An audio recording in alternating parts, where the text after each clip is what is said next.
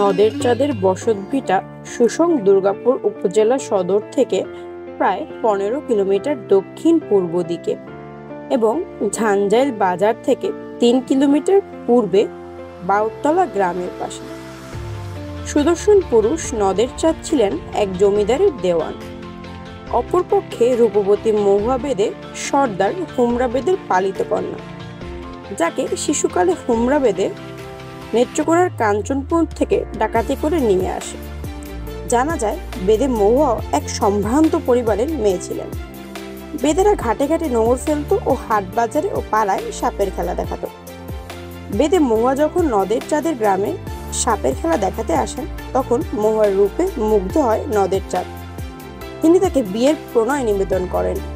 মহুয়া নদের চাঁদের প্রণয়ে সম্মতি জ্ঞাপন করেন, কিন্তু দুজনের প্রণয়ের মাঝে বাধা হয়ে দাঁড়ায় সর্দার হুমরা বেদে। একদিন নদের চাঁদ মহুয়াকে নিয়ে পালিয়ে যান। এদিকে হুমরা বেদে তো জানতে পেরে দলবল নিয়ে তাদের পিছু ধাওয়া করে। অবশেষে তারা মহুয়া এবং নদের চাঁদকে ধরে ফেলে।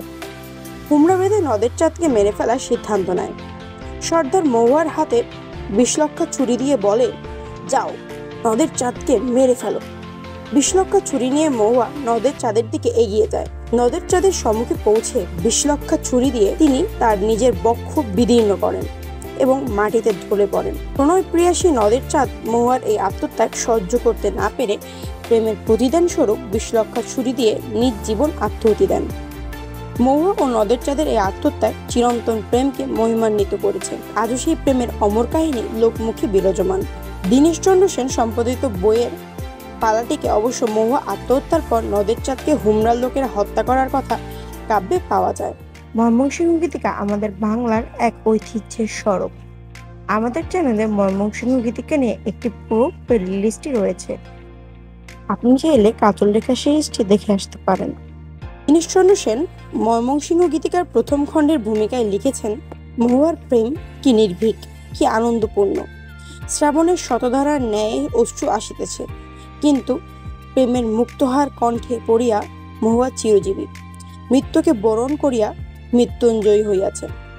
তৎকালীন ময়মনসিংহ বর্তমান নেত্রকোনার 1650 সালে রচিত হয় মহুয়াপালা। দীনেশচন্দ্র সেন মহুয়াপালাকে 24টি অধ্যায়ে বিভক্ত করেন। ময়মনসিংহ গীতিকায় মহুয়া কলকাতা বিশ্ববিদ্যালয় থেকে 23টি ভাষায় মুদ্রিত হয়। এই মহুয়া গাছের নাম ধরে মহুয়াপালা। মহুয়াপালার রচয়িতা দ্বিজ কানাই।